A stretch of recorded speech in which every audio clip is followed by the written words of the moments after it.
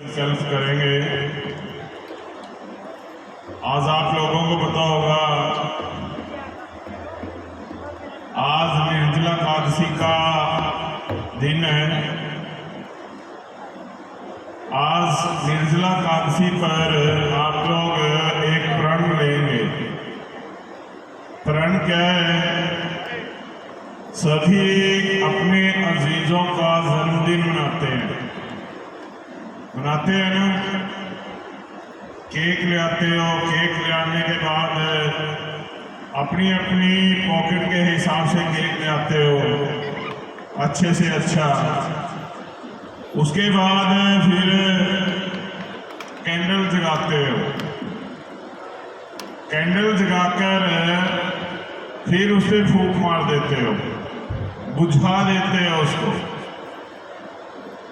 आप सबसे पहले तो ये बताओ मुझे, आप कोई शुभ दिन मना रहे हो या अशुभ दिन मना रहे हो? बुझाना क्या होता है?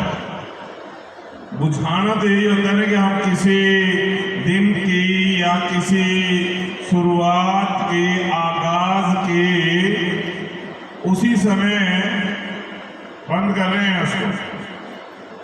आप दुआएं दे रहे हो बच्चों को, अपने चाहने वालों को दुआएं दे रहे हो, लेकिन कैंडल बुझा कर दे रहे हो। जबकि हिंदुस्तान की हिस्ट्री में क्या है, जो भी दुआएं मांगी जाती हैं या दी जाती हैं, उनमें प्रकाश किया जाता है, रोशनी की जाती है, ना कि रोशनी बुझाई जाती है। घर प्रवेश करते हो, घर प्रवेश पर देसी घी की जोत जगाते हैं। जगाते हो नहीं जगाते? मंदिर में जाते हो, खेड़े पे जाते हो तो देसी घी की जोत जगाकर जाते हो, रब से दुआ मांगते हो। फिर जन्मदिन वाले दिन ऐसा क्या होता है कि आप लोग कैंडल बुझाकर दुआ मांगते हो? सोचा कभी किसी ने? मेरे हिसाब से तो आप शुभ हैं, ठीक है। आप दुआएं नहीं दे रहे, आप तो उसके जो शुरुआत होने जा रही है उस दिन को उसी दिन काढ़ा कर रहे हो। तो आज कैंडल की जगह केक काटो, केक काटने में कोई एतराज नहीं, लेकिन कैंडल की जगह आप आटे का या मिट्टी का देसी घी का दिया जगाओ। दिया जगाकर उसे बुझाओ मत, केक काटो, बच्चे को दुआएं दो, आशीर्वाद दो, पैसे भी दो, पैसे भी जरूरी हैं, ठीक है, पर दीवा मत बुझाओ।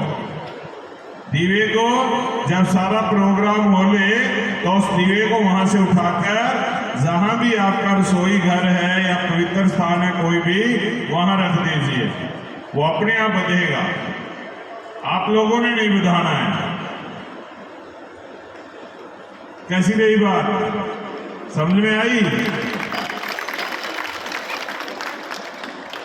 तो चलो आगे से उम्मीद रखूंगी इस बात पे आप जरूर सोचोगे, क्योंकि कैंडल को बुझाना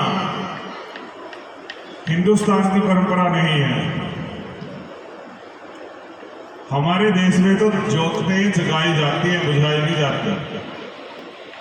भजन भी है, दीप से दीप जगाते चलो, प्रेम की गंगा बहाते चलो।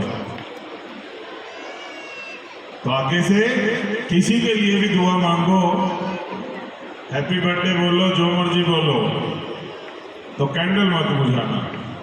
कैंडल को तो स्पार्किंग ना दो। अगर लीवर में चली गई तो लीवर को परेशानी देगी। कैंडल का कोई स्वाद नहीं है उसमें।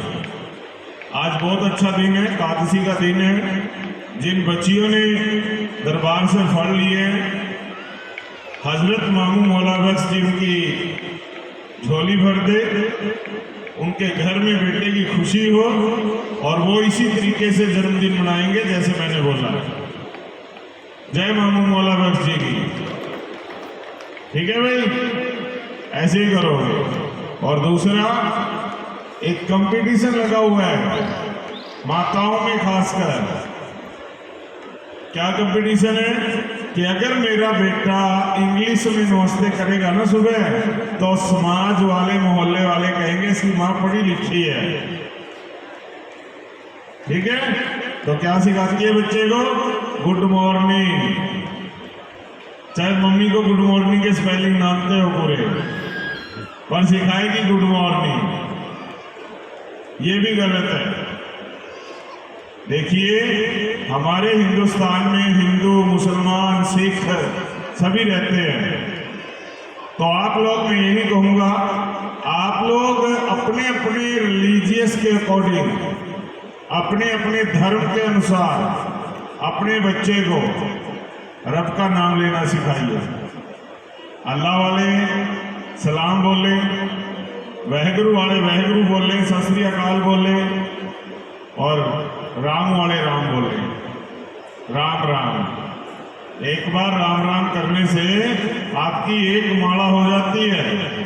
108 बार आप राम राम बोल चुके होते हैं। ठीक है, तो फिर इतना आसान तरीका है रब का नाम लेने का, फिर भी गुड मॉर्निंग में अटके हुए हैं, गुड नाइट में। कारण क्या है कि पड़ोसन के ऊपर मेरी छवि बनी रहे, किसी माँ जरूर पढ़ी लिखी है। अपने बच्चे को संस्कार सिखाइए।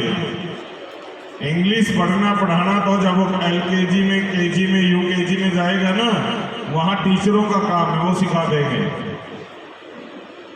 ठीक है भाई, इस बात पर भी गौर करना। और जिस भी आप जगज्योति को मानते हो, आप अपने घर में राम जी को मानते हो, हसन हुसैन जी को मानते हो, बीबी फातिमा को मानते हो, किसी को भी मानते हो, उस पर भरोसा रखो। परछाइयाँ हैं, दुख सुख क्या है? परछाइयाँ हैं, आएंगी। जिंदगी है तो दुख भी आएगा, सुख भी आएगा।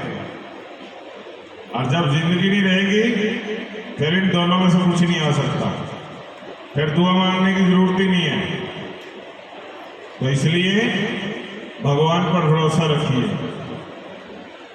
अपने राम पर, अपने अल्लाह पर, अपने वाहेगुरु पर भरोसा रखिए, अच्छे कर्म कीजिए।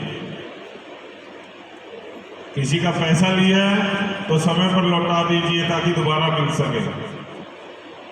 नहीं लौटाओगे, अगर अनहोनी हो गई तो लेकर कुछ नहीं जाना, लेकर कर्जा जाओगे, जो अगले जन्म में फिर जन्म लेना पड़ेगा, और वो दरिद्रता की जिंदगी जीनी पड़ेगी और उसे चुकाना पड़ेगा। ये हकीकत है। अगर किसी को शक हो तो निजामुद्दीन औलिया दिल्ली, उनकी हिस्ट्री उठाकर देख लो, उन्होंने कर्जे के बारे में कितना कुछ व्याख्या की हुई है। तो कभी भी ये तो नहीं है कि लिए दिए बिना काम नहीं चलता, चलता है, नहीं लेना पड़ता है, लेकिन नीयत साफ होनी चाहिए। जब लिया है तो उसे समय के अनुसार लौटा दीजिए। नहीं लौटाओगे तो जिंदगी का कोई भरोसा नहीं है, फिर कर्जदार होकर दुनिया से जाओगे, और जब कर्जदार होकर दुनिया से जाओगे तो दुनिया में वापस आना पड़ेगा। ठीक है भाई, ध्यान देना इन बातों पर। बाकी जय श्री राम, आपका दिन अच्छा हो, वाहेगुरु आपकी हर काम में फतेह करे, अल्लाह आपकी मदद करे। मिलजुल कर रहो, लड़ाई भी पाए तो पालो, और उसको दुश्मनी मत बनाओ। 2 दिन के बाद फिर दोस्ती कर लो, ठीक है ना? जय श्री राम। क्या बात है, बोल नहीं कोई? हाँ।